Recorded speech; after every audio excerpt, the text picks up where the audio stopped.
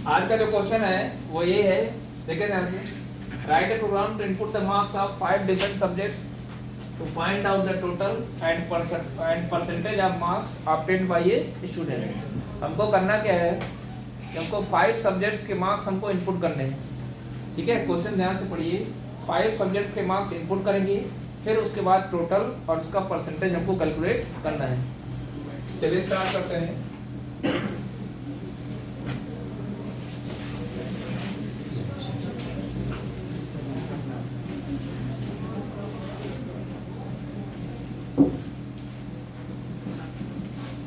अच्छा, ऐसे ही समझिएगा, जो विजुअल स्टूडियो कोड में इस प्रोग्राम को रन कराएंगे वो हैज इंक्लूड conio.h का इस्तेमाल नहीं करेंगे, क्योंकि ये कंसोल की स्क्रीन से संबंधित फंक्शन है। और विजुअल स्टूडियो कोड में कंसोल स्क्रीन नहीं होता है, टर्मिनल पे आउटपुट आते हैं। ठीक है, तो इसलिए हम लोग विजुअल स्टूडियो कोड पे अगर इस प्रोग्राम को लिखेंगे तो ध्यान रहे conio.h का इस्तेमाल नहीं करेंगे। स्टूडियो को कर लीजिएगा। मैथ.h की यहाँ कोई जरूरत नहीं है। जब प्री डिफाइंड फंक्शन का इस्तेमाल करते हैं तब मैथ.h की जरूरत पड़ती है। जब फार्मूला बनाते हैं तो हमको मैथ.h लिखने की जरूरत नहीं है। अच्छा, 5 सब्जेक्ट्स के नाम हम ले लेते हैं। जैसे एक हो गया मैथ, एक हो गया फिजिक्स। फिजिक्स के लिए हम लोग PHY लेते हैं, केमिस्ट्री के लिए CHEHIN,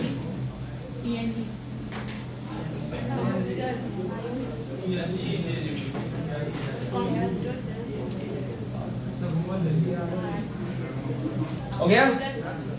5 सब्जेक्ट्स के मार्क्स हो गए, 5 सब्जेक्ट के नाम हो गए। अब टोटल को भी हम यहीं पे डिक्लेयर कर लेंगे। सुने, अगर हमने सब्जेक्ट के मार्क्स को इंटीजर में लिया है, अगर लेंगे तो उसका जो टोटल आएगा, मतलब उसका जो सम आएगा वो भी क्या आएगा, इंटीजर। तो इसलिए हमने टोटल को किस टाइप से डिक्लेयर कर दिया। हाँ, परसेंटेज के केस में ये संभावना है, ये प्रोबेबिलिटी ज्यादा है कि पॉइंट्स में वैल्यू आए, इसलिए हम परसेंटेज को किस टाइप से डिक्लेयर करेंगे, डबल टाइप। जो परसेंटेज होगा मार्क्स का वो किस में आ सकता है, डबल में आने की प्रोबेबिलिटी ज्यादा है, इसलिए हम परसेंटेज को किस टाइप से डिक्लेयर करेंगे, डबल टाइप। अच्छा, एक चीज और समझिएगा, यहाँ पे यदि हम सारे वेरिएबल को डबल टाइप से डिक्लेयर कर दें तो दिक्कत जानते क्या आएगी, रैम का ज्यादा स्पेस कंज्यूम होगा।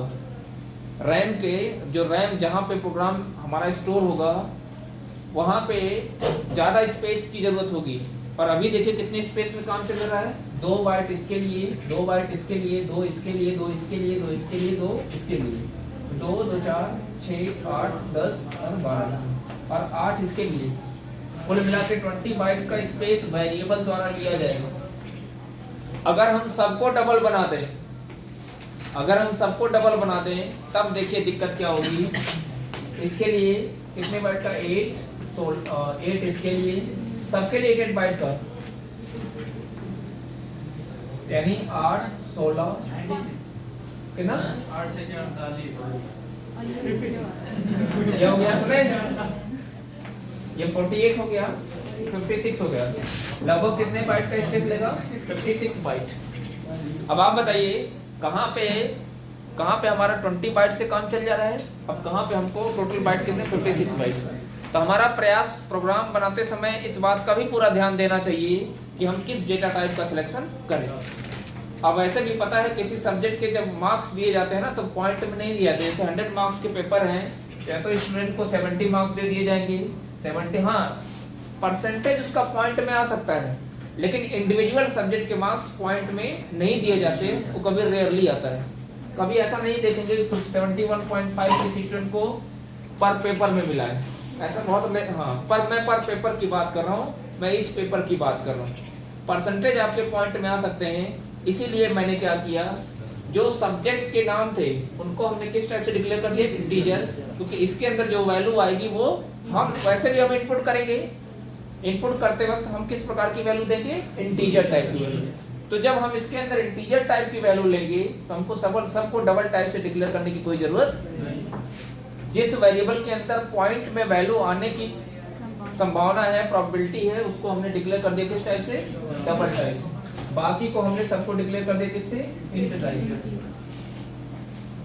ठीक है, अब क्या करेंगे हम लोग, लेकिन CLR SCR सबसे पहला काम ये है कि 5 सब्जेक्ट्स के मार्क्स इनपुट करना। तो उसके पहले आपको पता है हर एक स्कैनअप के पहले हम लोग एक मैसेज देते हैं। मैसेज कैसा होगा, जैसी वैल्यू हम एंटर करने जा रहे हैं, enter the marks of 5 different subjects, enter the marks of 5 different subjects। अब क्या करेंगे, लिखेंगे स्कैनर mod D, कितनी बार लिखेंगे 5।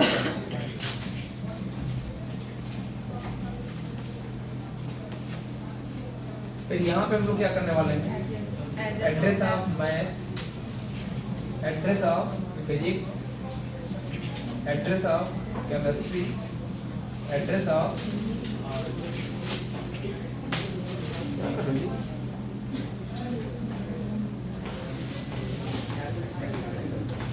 ठीक है, मैथ हो गया, फिजिक्स हो गया,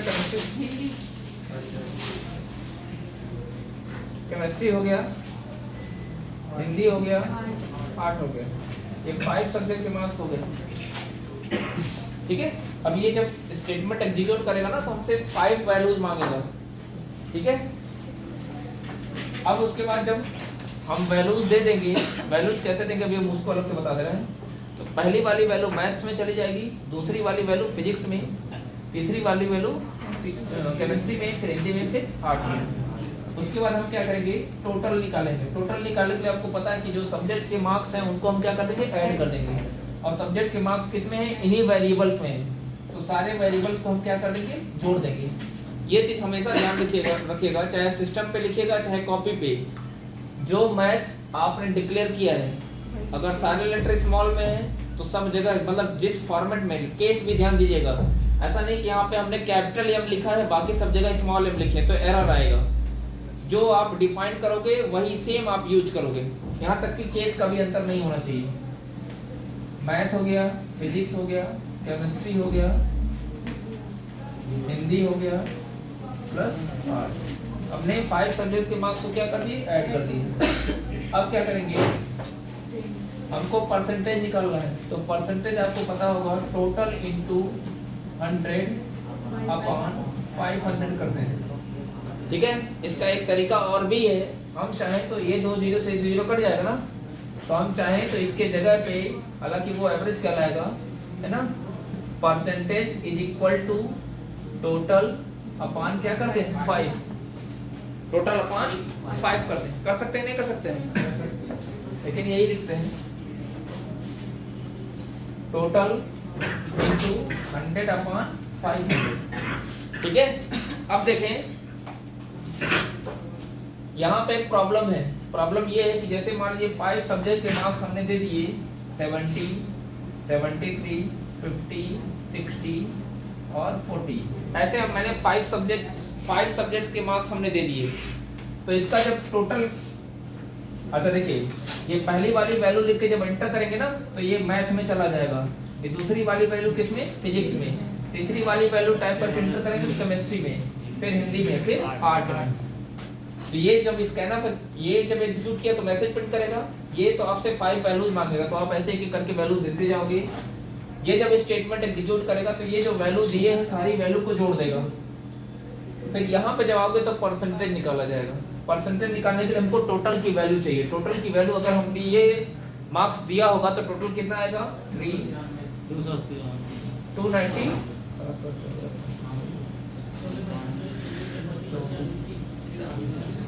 ठीक है, 293 आएगा। अब देखें 293 में 293 को यानी कितना होगा, 293 इंटू 100 अपॉन 500।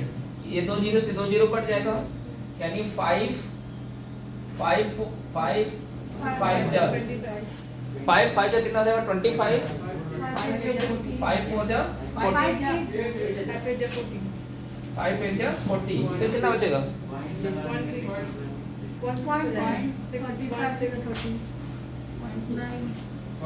0.6 है ना।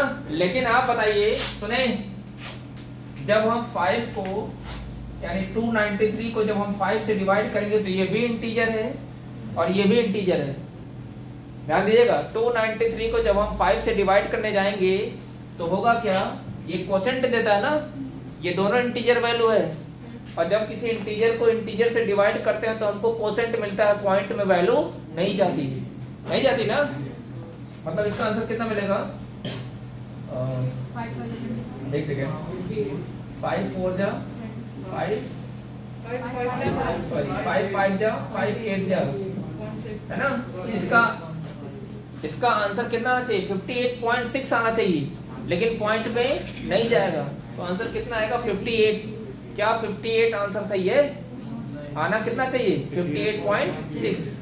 अब होगा क्या, यहाँ दिक्कत क्या रही कि दोनों इंटीजर होने की वजह से, मतलब टोटल भी इंटीजर है, देख सकते हो 100 भी इंटीजर है, 500 भी इंटीजर है, तो इसकी वजह से आंसर हमारा मतलब पॉइंट में ना आके हमको इंटीजर में ही मिलेगा।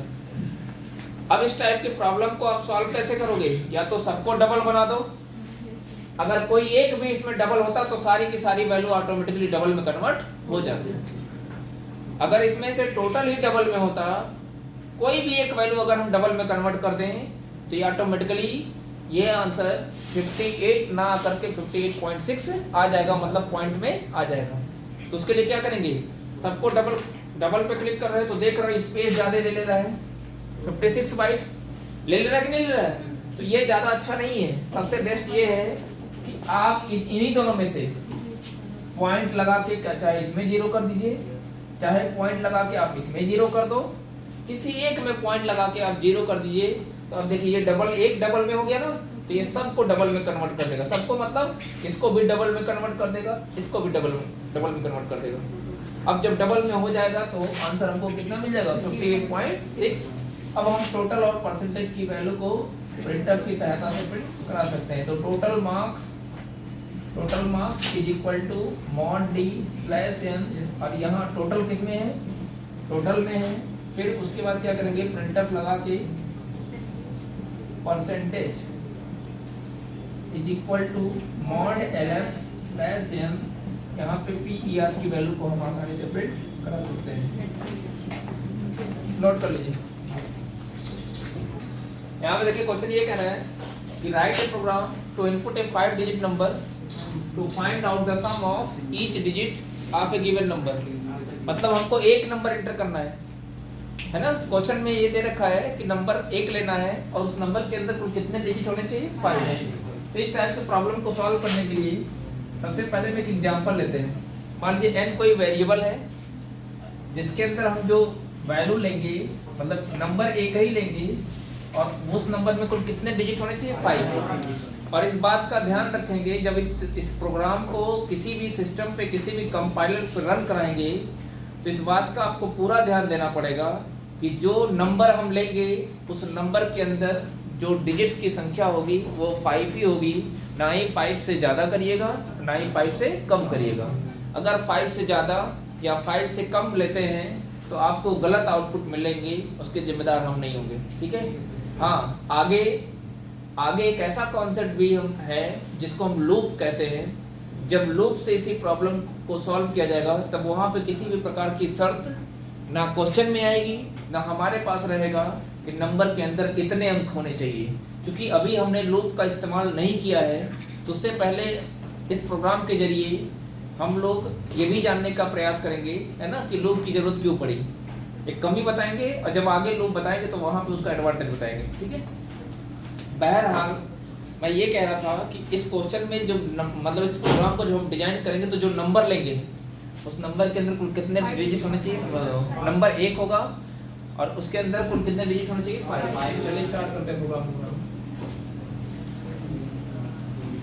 एज इंक्लूड studio.h,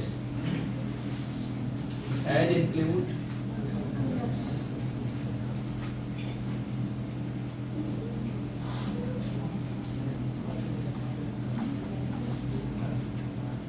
देखें, पहली बार इस नंबर को ध्यान से देखें। इस नंबर को क्या हम है तो किस टाइप की, इंटीजर वैल्यू। इस नंबर को ध्यान से देखिए, क्या इस नंबर को हम इंट वेरिएबल के अंदर स्टोर करा सकते हैं। इंट की रेंज छोटी होती है, इंट की रेंज -3 to 768 से लेके +3 to 767। ये वैल्यू बड़ी है कि नहीं है? यानी इस केस में ना ही इंट से काम चलेगा, ना ही लॉन्ग इंट से काम चलेगा, ना ही शॉर्ट इंट से काम चलेगा, सॉरी इंट से ना काम चलेगा, ना अनसाइंड इंट से काम चलेगा। हमको यूज करना पड़ेगा किसका? लॉन्ग इंट का। डबल नहीं भाई, डबल नहीं आएगा इसमें। डिजिट के प्रोग्राम में कभी डबल आएगा ही नहीं, क्योंकि डिजिट बाय डिजिट हमको क्या करना है?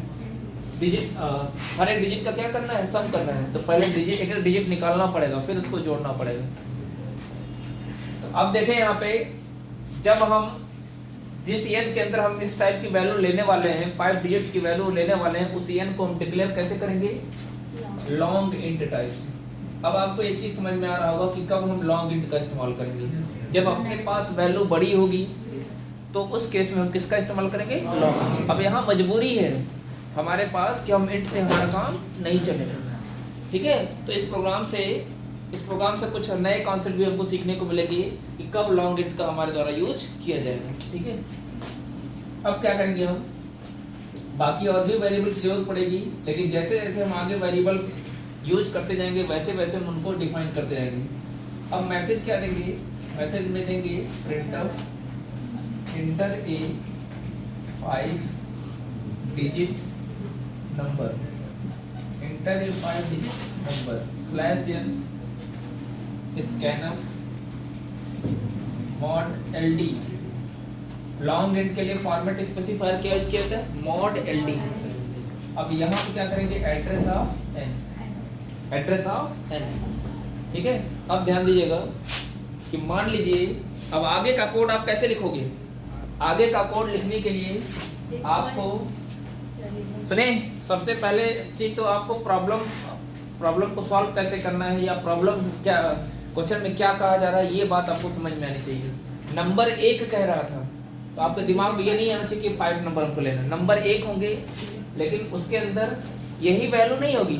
शर्त सिर्फ इस बात का है कि नंबर 5 डिजिट्स का होना चाहिए, और बाकी कोई शर्त नहीं। नंबर डिजिट कुछ भी हो सकते हैं, लेकिन वो उनकी संख्या जो होगी वो 5 होगी, ठीक है? आप समझिएगा, हमको वास्तव में करना क्या है कि इस नंबर से सारे डिजिट को अलग कर लेना है। सारे डिजिट को अलग करने का मतलब ये हो गया कि हमको सम निकालना है, तो सारे डिजिट को इस नंबर से सेपरेट करना पड़ेगा, अलग करना पड़ेगा।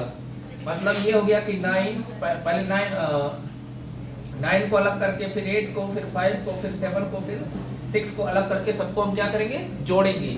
जोड़ने के बाद जो रिजल्ट आएगा उसको हम क्या करेंगे? प्रिंट करेंगे। यानी 9 8 17 22 29 और यहाँ पे हो जाएगा आपका 35। मतलब सबको जोड़ेंगे तो आंसर हमारा कितना होना चाहिए? 35। अब मान लीजिए नंबर हमने यही लिया है, तो सबसे पहली बात ये होगी कि इस नंबर से एक डिजिट को हम अलग कैसे करेंगे। सबसे पहली बात ये, तो ध्यान दीजिएगा, हमने आपको बताया था जब मॉडुलस ऑपरेटर हमने पढ़ाया था अर्थमेटिक ऑपरेटर में, आपको याद होगा या नहीं याद होगा, मैं बता देता हूँ। यदि हम किसी भी नंबर का मान 10 कर दें तो आंसर हमको हमेशा एक डिजिट में मिलता है, याद है? यदि किसी भी नंबर का मॉड 10 कर दें, किसी भी नंबर का, तो आंसर हमेशा जो लास्ट वाला डिजिट होता है वही हमारा आंसर होता है। अब आप बताइए, अगर हम इस नंबर को, यानी n की वैल्यू कितनी है? 98576, ये हम एग्जाम्पल के तौर पे लिया है हमने कि मान लीजिए स्कैनर जब हमसे नंबर मांगेगा तो मान लीजिए उस टाइम हमने यही नंबर दिया, ये हमने एज्यूम किया है।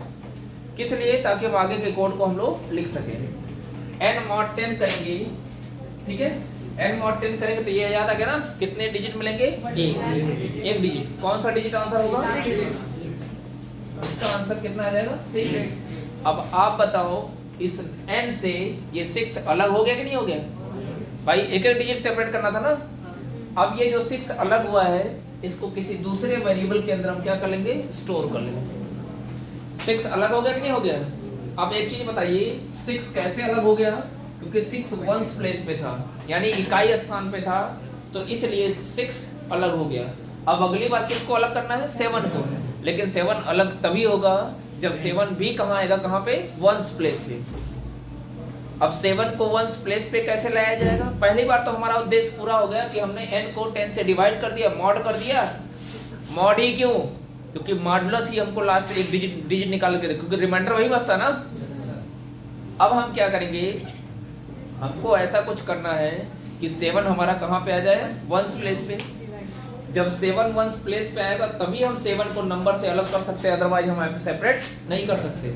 तो आप करोगे क्या, आपने इस बात का ध्यान नहीं दिया होगा, जब हमने 9 8 5 7 6 को 10 से हमने डिवाइड किया तो आपने यहाँ पे 10 9 जा 90, यहाँ पे 5 हो जाएगा, 10 8 जा 80, यहाँ 7 हो जाएगा, 10 5 जा 50, यहाँ 10 7 जा 70। देखें रिमाइंडर लास्ट में कितना आया, 6। तो 6 तो यहाँ पे हमने ले लिया था। 6 क्यों लिया, क्योंकि मॉडुलस था, मॉडुलस हमेशा रिमाइंडर देता है। अब यदि हम इसी नंबर का, हमको ये चाहिए, ये क्यों चाहिए, क्योंकि इसमें देखिए लास्ट में वंस प्लेस पे 7 आया है कि नहीं आया। ये इस बार हम आपको डिवाइड करके बता देते हैं, बाकी उसके बाद शॉर्टकट मेथड ही चलेगा। शॉर्टकट मेथड का मतलब हम चाहते तो हम यहीं से मॉडुलस करेंगे तो लास्ट वाला डिजिट मिलेगा, और जब डिवाइड करेंगे तो लास्ट वाला छोड़ के, लास्ट वाला जो डिजिट छोड़ के, देखिए अगर हम इसी चीज को डिवाइड कर दें तो 9857 देखिए यहीं पे है कि नहीं। तो हम चाहें तो डायरेक्ट हम लोग निकाल सकते हैं, लेकिन हमने एक बता दिया, इसके बाद हम लोग शॉर्टकट ही यूज करेंगे, ठीक है। अब देखें यदि हम n की वैल्यू को 10 से डिवाइड कर लेते हैं तो मिलेगा क्या, 9857 मिलेगा कि नहीं मिलेगा। इसको वापस हम किस में रख लेंगे, n, मतलब मिला कितना 9857, वही वैल्यू किस में चली जाएगी, n में। तो होगा क्या, n की वैल्यू जो 98576 थी अब कितनी हो गई, 9857।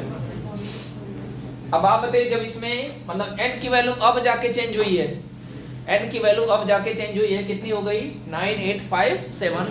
अब आप बताओ यदि हम n mod 10 करते हैं, n mod 10 का मतलब 9857 mod 10 करेंगे तो कितना निकलेगा, 7 किस में चला गया, इसको किसी दूसरे वेरिएबल के अंदर रख लेंगे। अलग हो रहा है कि नहीं हो रहा है।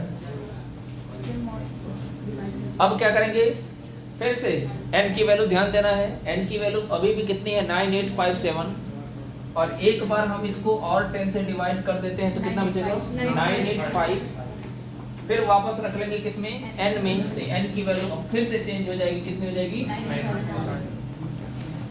अब क्या करेंगे, फिर से mod 10 करेंगे, इस बार n mod 10 करेंगे तो कितना मिल जाएगा 5 को किस में रख लेंगे, c। अब फिर से n डिवाइड बाई 10 करेंगे। ये प्रोसेस कब तक चलेगा, जब तक n की वैल्यू 0 नहीं हो जाती। जब तक n की वैल्यू 0 नहीं हो जाती तब तक ये प्रोसेस हम लोग चलाएंगे। तो अब इस बार कितना होगा, जब n को 10 से डिवाइड करेंगे तो मिलेगा कितना 98, और जब 98 वापस n में चला जाएगा तो n की वैल्यू कितनी हो जाएगी 98। फिर n mod 10 करेंगे, n कहने का मतलब 98 mod 10 करेंगे तो निकल जाएगा 8, उसको रख लेंगे किसी दूसरे वेरिएबल में। फिर एक बार और डिवाइड करेंगे, n डिवाइड बाई 10 तो कितना हो जाएगा 9, फिर से इसको किसमें रख लेंगे n में। अब क्या करेंगे, फिर से n mod 10 करेंगे, n का मतलब 9 mod 10 करेंगे। तो हमने आपको बता रखा है मॉडुलस के केस में जितने लोग 0 बता रहे हैं सबका आंसर गलत है। इसका आंसर कितना आएगा 9 चला जाएगा किसमें, e में, और एक बार और हम कर देंगे n डिवाइड बाई 10। अब जाके n की वैल्यू कितनी हो गई 0, और n की वैल्यू 0 होने का मतलब ये हो गया कि अब नंबर के अंदर कोई डिजिट नहीं बचा है जिसको हमको अलग करना है। अब आप बताइए सारे डिजिट सेपरेट हो गए कि नहीं हो गए। अब क्या करोगे, इसी कोड को उठा के यहाँ पे पेस्ट कर दो। मतलब सबसे पहले क्या करेंगे, ये तो हमने समझाने के लिए यूज किया था ना। देखिए प्रोग्राम वही लिख सकता है जो इस तरीके से प्रॉब्लम को समझ सकता है। प्रोग्राम जो प्रॉब्लम होगी उसका इवैल्यूएशन कर लेता है। और किसी भी प्रोग्राम को लिखने से पहले, राइट करने से पहले आपको सबसे पहले प्रॉब्लम समझनी होगी। जब तक प्रॉब्लम नहीं समझोगे तब तक आप प्रोग्रामिंग नहीं कर सकते हो। प्रोग्रामिंग के लिए प्रॉब्लम का समझना बड़ा जरूरी है, और उसके लिए आपके दिमाग में हमेशा एक एग्जाम्पल होना चाहिए। हर एक क्वेश्चन के लिए आपको कुछ एग्जाम्पल लेंगे, फिर इस एग्जाम्पल को इस तरीके से हम लोग ब्रेक करते जाएंगे, छोटे छोटे पार्ट्स में डिवाइड करते जाएंगे। क्योंकि जब तक प्रॉब्लम नहीं समझोगे आप ये नहीं जज कर पाओगे कि हमको प्लस ऑपरेटर का इस्तेमाल करना। ऑपरेटर तो बहुत सारे थे, हमने आपको 6 से 7 टाइप के ऑपरेटर्स पढ़ाए हैं, हमने मॉडुलस को ही क्यों यूज किया, या डिवीजन को ही प्लस का यूज क्यों नहीं किया? क्योंकि हमको यहाँ डिजिट निकालना था, नंबर को जोड़ना नहीं था, समझ रहा ना? तो आपको सारे ऑपरेटर्स का नॉलेज रखना पड़ेगा जब भी आपको कोई प्रॉब्लम दे दिया जाए सॉल्व करने के लिए, और खास करके इस तरीके से आपके दिमाग में एक एग्जाम्पल होना चाहिए। फिर एग्जाम्पल के बिहाफ पे जैसा प्रॉब्लम होगा वैसा एग्जाम्पल चूज करोगे, फिर इसी हिसाब से आप अपनी प्रोग्रामिंग को कर सकते हो। तो प्रोग्रामिंग वही कर सकता है जो प्रॉब्लम को समझ सकता है। सबसे पहले प्रॉब्लम को समझना सीखिए, ठीक है? तो हमने क्या किया, अच्छा इस चीज को याद रखना, जब जब डिजिट को ब्रेक करना होगा तो ये mod 10 जरूर करिएगा। एक एक डिजिट जब अलग करना होगा, कभी कभी कुछ ऐसे प्रॉब्लम आएंगे जहां दो दो डिजिट निकालना होगा तो हम mod 100 कर देंगे। अब ये जो हमने पूरा लिखा हुआ इसी को बस पेस्ट कर देना है। फिर हमने क्या किया था, n mod 10 जो वैल्यू आई थी हमने किस में रखा था, c में, n divide by 10 sorry b में था। फिर n mod 10 करेंगे, इसकी वैल्यू को c में, फिर n डिवाइड बाय 10 करेंगे तो इसकी वैल्यू को सॉरी वापस n में रखेंगे, फिर n mod 10 करेंगे तो इसकी वैल्यू को d में, फिर n डिवाइड बाय 10 करेंगे n में, फिर n mod 10 करेंगे e में, एक बार और कर देंगे n डिवाइड बाई 10। अब n की वैल्यू हो जाएगी 0। अब इसके बाद का कोडिंग हम यहाँ पे इधर कर लेते हैं, ठीक है? अब हमको क्या करना है, सबको जोड़ना है। सबको जोड़ने के लिए क्या करना पड़ेगा, s equal to a b c d और e, a plus b plus c plus d plus e, सबको जोड़ देंगे। तो आप बताइए ए के अंदर क्या आया था 6, बी के अंदर 7, सी के अंदर 5, डी के अंदर 8 और ई के अंदर 9। यदि नंबर हमने ये लिया होगा तो यही आएगा ना। अब उस समय नंबर अगर आपने 5 डिजिट का दूसरा नंबर ले लिया तो दूसरे डिजिट आएंगे। वो आपके वैल्यू के ऊपर डिपेंड करेगा किस प्रकार की वैल्यू दे रहे हो। बस ये ध्यान रहे कि वैल्यू 5 डिजिट्स की होनी चाहिए। अब जब ये क्या करेगा, सबको जोड़ देगा, फिर प्रिंटर से क्या करेंगे, उसकी वैल्यू को प्रिंट करा देंगे। Sum is equal to mod ld, फिर किसको प्रिंट करा देंगे, s को get ch, है ना, इस तरीके से। अच्छा देखिए हमने क्या किया, वेरिएबल तो यूज किया, क्या सारे वेरिएबल को हमने डिक्लेयर कर लिया है? अभी बाकी जो बचे हुए वेरिएबल्स हमको क्या करेंगे, हम डिक्लेयर करेंगे। नहीं तो एरर आएगा, undefined symbol a, undefined symbol b, undefined symbol c, क्योंकि इन वेरिएबल्स को हमने डिफाइन नहीं किया है याद से, इसीलिए हमने खाली जगह छोड़ दिया था कि जैसे जैसे हम प्रोग्राम बनाते जाएंगे उस दौरान जिन जिन वेरिएबल को हमारे द्वारा यूज किया जाएगा बाद में उन सारे वेरिएबल को हम डिफाइन कर सके। तो अब कर लेते हैं a, b, c, d, e, s, यही तो थे। अब जाके प्रोग्राम हमारा कंप्लीट हो, ठीक है? नोट कर लीजिए। क्वेश्चन आपको देते हैं, हम कुछ क्वेश्चन असाइनमेंट के तौर पे देते हैं जो इसी पे आधारित क्वेश्चन है, जिनको आप प्रैक्टिस कर लीजिएगा, ठीक है? जैसे सुने, अगर आपसे क्वेश्चन ये दे दिया जाए, write a program to input a 4 digits number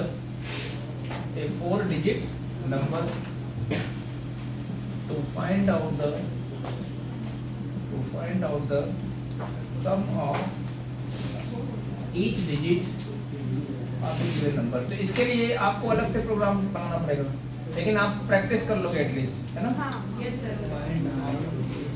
एक क्वेश्चन और हम देते हैं इसी में, write a program to input a 5 digit number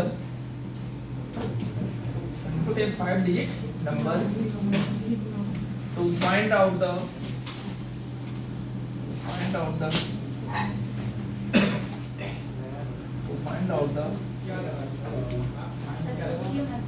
sum of first and last digit of a given number। हो गया, first and last digit of a given number. इन दोनों क्वेश्चन के ऊपर आप प्रैक्टिस कर लीजिएगा, ठीक है? ठीक है।